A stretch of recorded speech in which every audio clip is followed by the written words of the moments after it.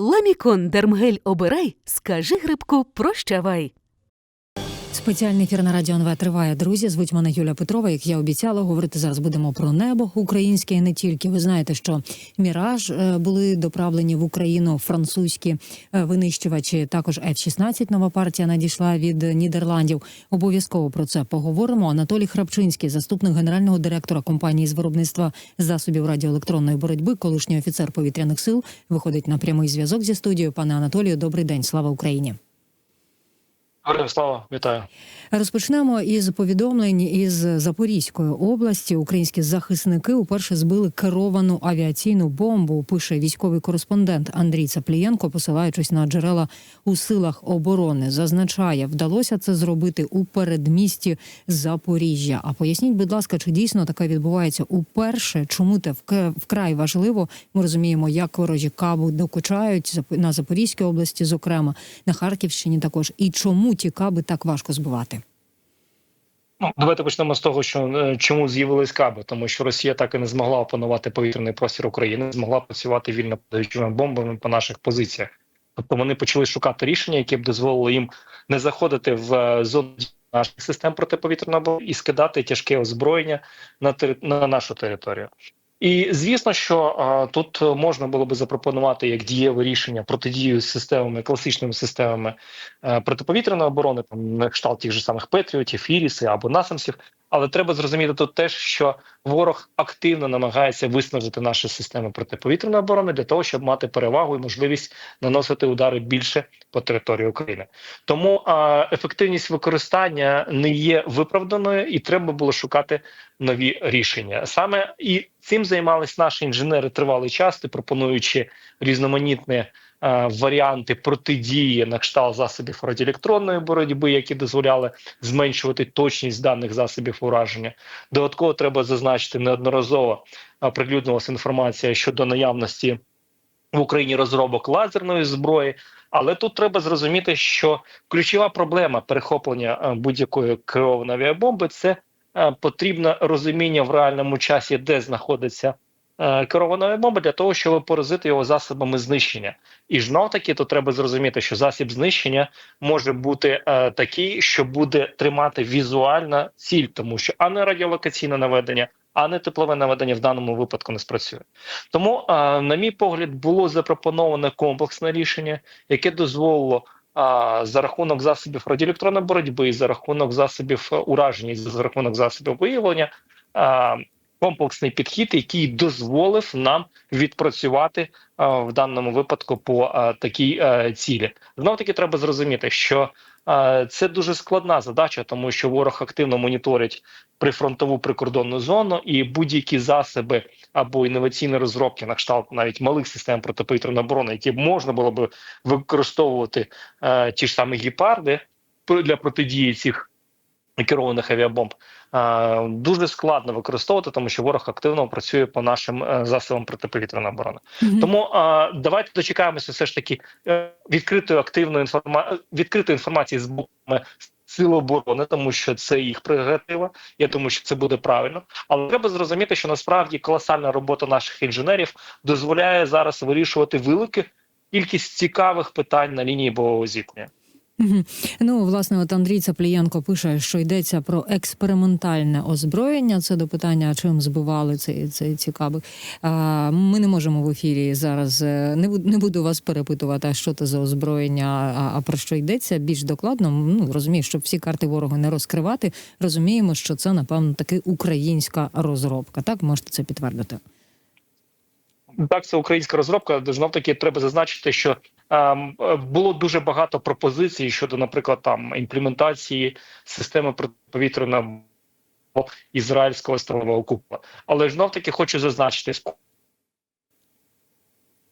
переоцінено з точки зору нової сучасної зброї, тобто крилатих авіабомб, дронів, які можуть використовувати малу швидкість, малопомітність для засобів класичних систем радіолокації. Зараз більшість країн світу шукає рішення щодо протидії, щодо створення малих систем протиповітряної оборони. Подивіться, що робить Британія, котра створює, наприклад, малі системи з можливістю перехоплення за рахунок лазерної енергетики, за рахунок малих ракет там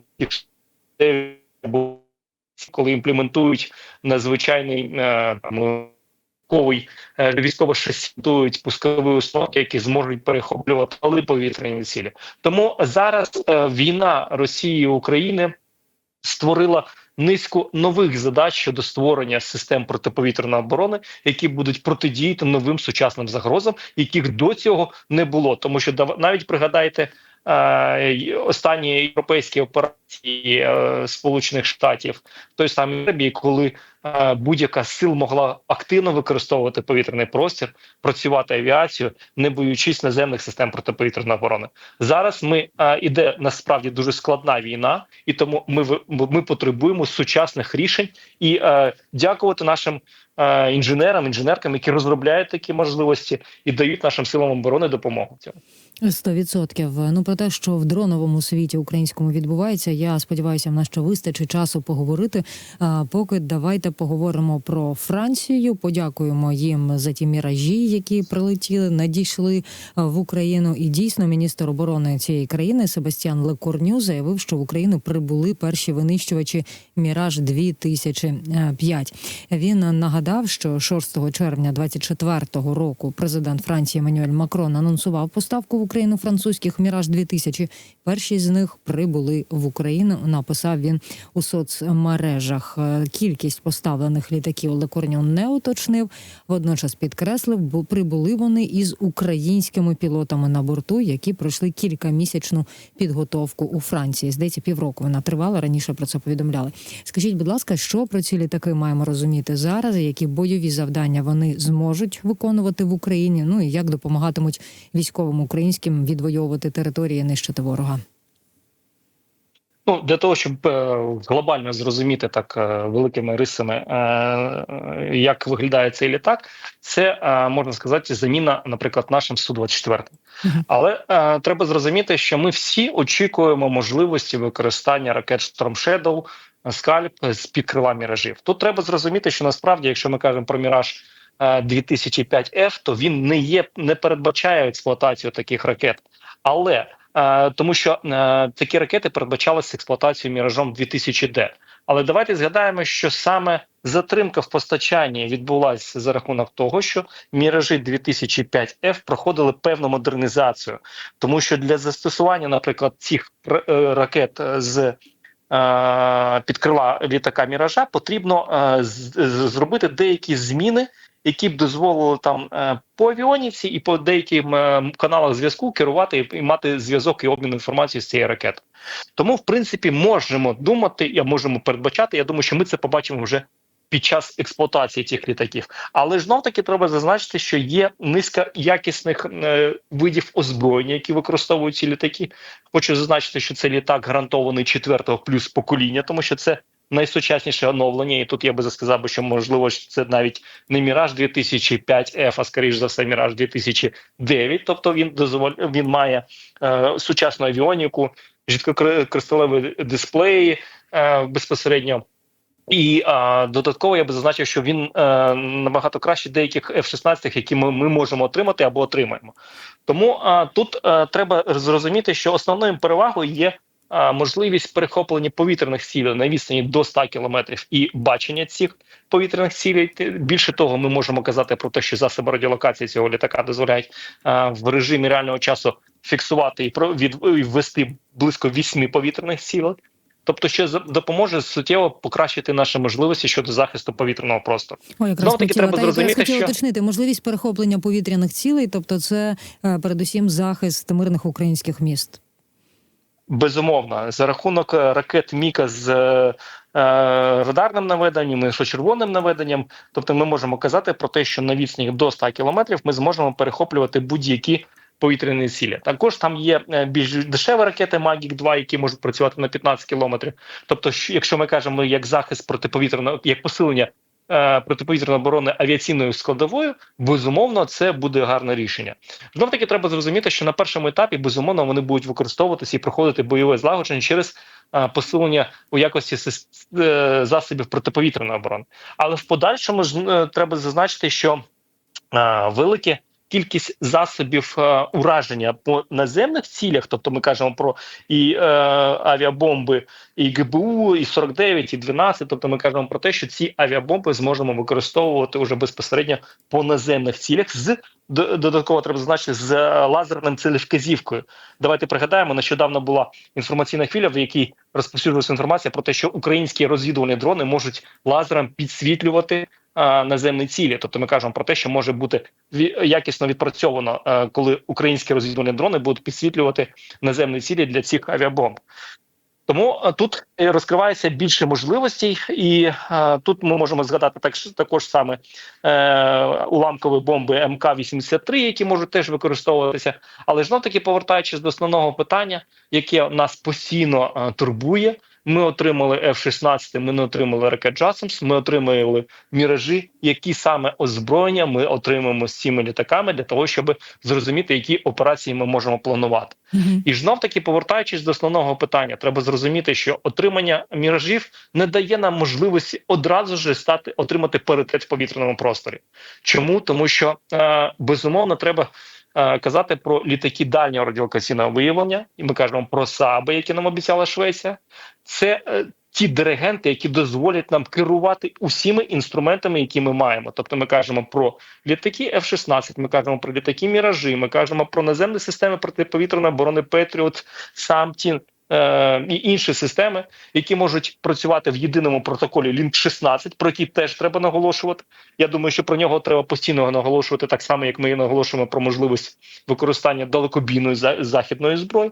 Так само треба і казати про Link-16, тому що це насправді якісний протокол, який дозволить нам об'єднати всі ці системи в єдину мережу і в режимі реального часу отримувати можливість виконувати бойові задачі, тому що саме за рахунок інформації, яку ми будемо отримувати з літаків СААБ, ми зможемо бачити в режимі реального часу, де знаходиться вороже ППО, де знаходяться засоби радіоелектронної боротьби, де знаходиться будь-яка ворожа техніка, тяжка або ще щось. І це дозволить нам давати цілі вказівки нашим літакам для того, щоб вони виконували задачу. І тут ми переходимо ще до одного питання, яке дуже потрібно, це введення стандартів НАТО. Ми кажемо про Mission Commander, коли пілот самостійно приймає рішення, як він буде виконувати задачу. Перший такий варіант самостійного виконання задачі ми вже побачили, коли повітряні сили оприлюднили інформацію, коли F-16 перехопив 6 ракет, маючи під крилом лише 4 ракети, 2 ракети були перехоплені гарматою. І тут ми кажемо про те, що пілот самостійно зазначив, що він може перехопити, і він це виконав, дотримуючись певних доктрин, які дозволяють йому використовувати певну зброю на певної відстані для того, щоб не уразити ні себе, ні літак. Тому от перехід на ці стандарти теж дуже потрібен, і про це постійно наголошували будь-які західні пілоти, які розповідали перед передачею нам літаків F-16 будь-якої західної техніки, про те, що треба робити зміни для того, щоб відходити від старих радянських стандартів, коли йшло безпосереднє керування, а маючи таку зброю, яку в режимі реального часу ми можемо оперативно отримувати інформацію, що відбувається, так само, як зараз і буває на лінії бойового зіткнення, коли ми з Мавіка можемо бачити в режимі реального часу, що відбувається на лінії бойового зіткнення, і для прийняття рішення у нас є лічені хвилини, а то і секунди для того, щоб не узгоджувати з головним керівництвом, а відразу ж прийняти рішення, і це воно буде саме правильно. Нам дуже важливо, що українські пілоти вже можуть таке робити, і наведений вами приклад про це яскраво свідчить. Нагадаю також нашим слухачам, що крім французьких винищувачів «Міраж-2000» Україна отримала F-16 від Нідерландів. Власне, у вас хотіла спитати, чи не посваряться вони, так би мовити, між собою, Міражі і F-16. Ну, ви пояснили, що якщо діятимуть за єдиним протоколом, все буде добре, нормально. Ми дякуємо і французам, і в даному випадку Нідерландам за додаткові отримані літаки. Також хотіла з вами поговорити про українські дрони, тому що у ніч проти 6 лютого уразили вони аеродром Приморсько-Ахтарський у Краснодарському краї Російської Федерації. Генштаб підтвердив цю атаку і додали, що це об'єкт оперативного базування авіаційних засобів окупантів. Там був великий, якщо так можна сказати, склад їхніх дронів. Поясніть, будь ласка, важливість саме такої операції. Що там сталося в Приморсько-Ахтарському, на Приморсько-Ахтарському аеродромі? Що нам про це розуміти? одним із ключових рішень протидії нальотам шахедів щоночі є або стратегічне рішення, тобто це коли ми б'ємо по виробничих потужностях, які можуть виробляти або комплектуючі, або безпосередньо шахеди, і більш тактичне рішення, коли ми вибиваємо склади безпосередньо на базах. Знов таки, як в інтерв'ю, що немає сенсу вибивати пускові установки, тому що це простий звичайний контейнер, який не несе ніякої технологічності, і цей контейнер можна відновити буквально там за добу. Тому треба вибивати саме склади з готовими продуктами, які знаходяться на аеродромах. Загальна задача, яка зараз стоїть перед силами оборони, це вибити 300-кілометрову зону, можливість розташування будь-якого озброєння Російської Федерації на 300-кілометрову зону від кордонів України. Тобто всі ці основні аеродроми, те, що і робить оборони, це б'ють по технічних частинах, по складах збереження паливомастильних матеріалів, по заводах, які могли б, наприклад, бути залучені до виробництва або модернізації літаків. Все це працює на стратегічну перевагу в подальшому для того, щоб розірвати логістичну складову Російської Федерації. І я би зазначив, що порівняно з минулим роком, коли ми здійснили понад 7 тисяч ударів по території Російської Федерації, то січень місяць виглядав доволі потужно, тому що близько 2 масованих ударів по території Російської Федерації, де було нанесено удари понад 11 регіонів, 20 стратегічних об'єктів Російської Федерації були або пошкоджені, або були виведені зі строю, і це надає нам можливість наших виробничих потужностей, які дозволяє випускати далекобійні дрони різних модифікацій. Тому тут треба знов таки подякувати нашим силам оборони, нашим інженерам і інженеркам, які працюють на перемогу. Угу. Також готувалася до нашого ефіру, до нашої розмови, читала інтерв'ю першого заступника міністра оборони Івана Гаврилюка. Каже він, що українські ударні дрони дальнього радіусу дії стали певною заміною для далекобійних ракет. І також каже, що Україна значною мірою наростила виробництво вітчизняних безпілотників. Ну, от з першої тези, скажіть, будь ласка, я так розумію, що певною, саме це слово певною тут є ключовою, тому що не завадять нам ні далекобійні ракети, ні дальнього радіусу дії дрони. Вони виконують трошки різні завдання, та й бойова частина далекобійної ракети набагато більша за бойову частину дрона. Правильно я розумію? Правильно, але в нових сучасних реаліях, якщо ми будемо використовувати груповий нальот дронів з використанням, наприклад, розвідувальних дронів, які будуть коригувати певні удари і наносити точкові прицільні удари по важливих частинах об'єкта, це призведе до ефекту набагато кращого, ніж застосування далекобійних ракет. Таки треба зрозуміти, що Україна запропонувала низку рішень. Ми бачили за останній час появу інформації, коли, наприклад, були удари здійснені, спочатку було знищено, наприклад, системи протиповітряної оборони, а потім були удари вже безпосередньо по об'єктах. Тому тут треба зрозуміти, що, в принципі, ми зараз знаходимо цікаві рішення, які дозволяють нам замінити можливості далекобійних ракет. Ну і про нарощування виробництва вітчизняних безпілотників значною мірою це наскільки? Можете пояснити? Значною мірою це набагато більше, ніж за минулий рік, але, на жаль, треба зазначити, технологічні сили нещодавно оприлюднили інформацію, що близько 1624 далекобійних дронів не було зафрахтовано, тобто не було вироблено за минулий рік. І так можна прилікувати велику кількість зброї там на близько 1 мільйона 720 тисяч елементів. Тобто ми кажемо про те, що в принципі у нас потужності наших виробників розігнали настільки, що вони можуть максимально забезпечити сили оборони. Але поки що є проблема фінансування. Ага, це саме через гроші, така ваша точка зору? Да. Ну і, власне, вже наприкінці нашої розмови, знаєте, на Defense Express прочитала, що росіяни привезли в Індію на авіашоу свою сушку Су-57. Скажіть, а ця історія не посварить їх з Індією? Тому що в 2018 році країна вийшла із проєкту? Я думаю, що це останні конвульсії російського ВПК, тому що знов таки навіть Іран вже дивиться в сторону пакистансько-китайських літаків на заміну сухого. Тому тут треба зрозуміти, що без французької авіоніки російська авіація не буде представляти комерційного якогось успіху в інших країнах.